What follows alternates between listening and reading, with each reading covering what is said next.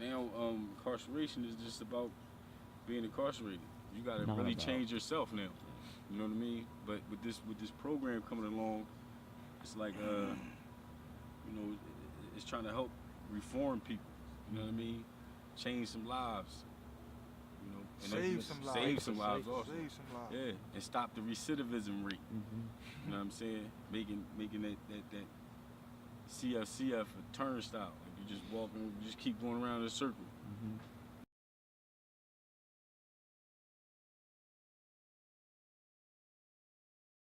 My name is Edward Dark. I'm 36 years old, from every borough in Philadelphia. When I first got started with the Rooster Entry program, I was sentenced to 11 and a half to 23 months. And I was just starting the 11 and a half to 23 months, January of this year. I had a daughter that just graduated high school this past June 2012. And for my calculations, I assumed that I would be home for her graduation. And by me doing everything that the program asked of me, I was definitely allowed to make it to her graduation. So the program has worked from the first class to CPR, which like the other fella said is community personal responsibility. Basically taking responsibilities for the things that you've done, that we've done, you know, because ain't nobody just randomly pick us to be incarcerated. Doing this I had kind of no work. prior experience except just using a lawnmower on my grandfather's lawn in Jersey. And that was years ago. My name Dwayne Ford. I heard about Rooster Reentry through the Philadelphia prison system. Social worker named Mr. Marshall came to me to see me, and he told me about the program. And I had 17 months flat. He told me it was a possibility that I get work release and get out a little early. And it was something new to learn, so I just took advantage of it and joined the program.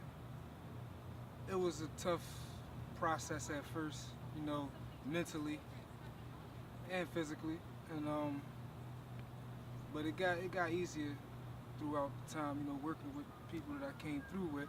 You know, they made it a little easier. Me and him was in the same cell, 2010, 2010. and I left, and he was still like here. 17 months in. He was still there, and I got rearrested months after that.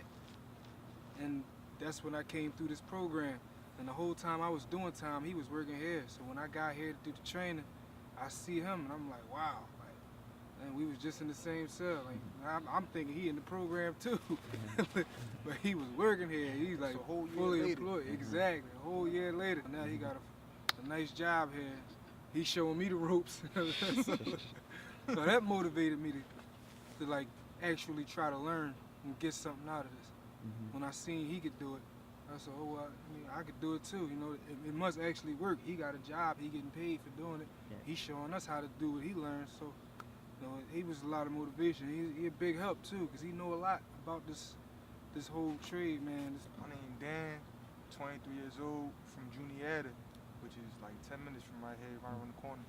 They pretty much taught us the basics of planning and, you know, transplanting and whatnot. It was very interesting at the time. I kept, you know, saying to myself that I was going to be released soon, that I was finally going home, and you know, it was a fresh start for me. It was a second chance. Yeah, I love the program. I love everything it's about, what it does for the people that come home, everything. You know, everything you got to go through to get inside the program, just everything about it is great. And, you know, I want to be a part of it as much as I can, as much as I can to help, you know, anybody come home and just get it right, you know what I'm saying? Get them right mentally, because it all starts there. It starts with your own mind, how you think and all that, you know what I'm saying?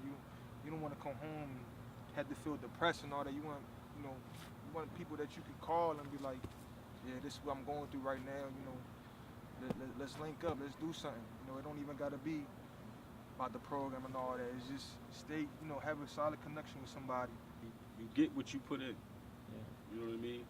So if you put in some hard work, you show them that you want to work, and they'll keep you in mind for other jobs.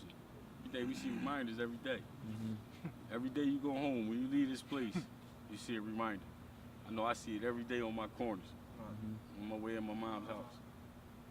You know what I mean? If that don't remind you, I don't know what will. I can't say that I played the cards that I was dealt. I picked those cards and I played them. You know what I mean? So this is where I'm at. And if you don't change, this is where you'll be. Like the way you looked at the camera. Real rat. I mean, that's as real as you can get. Everybody want to hear the real stuff, not the fake stuff. That's as real as you can get.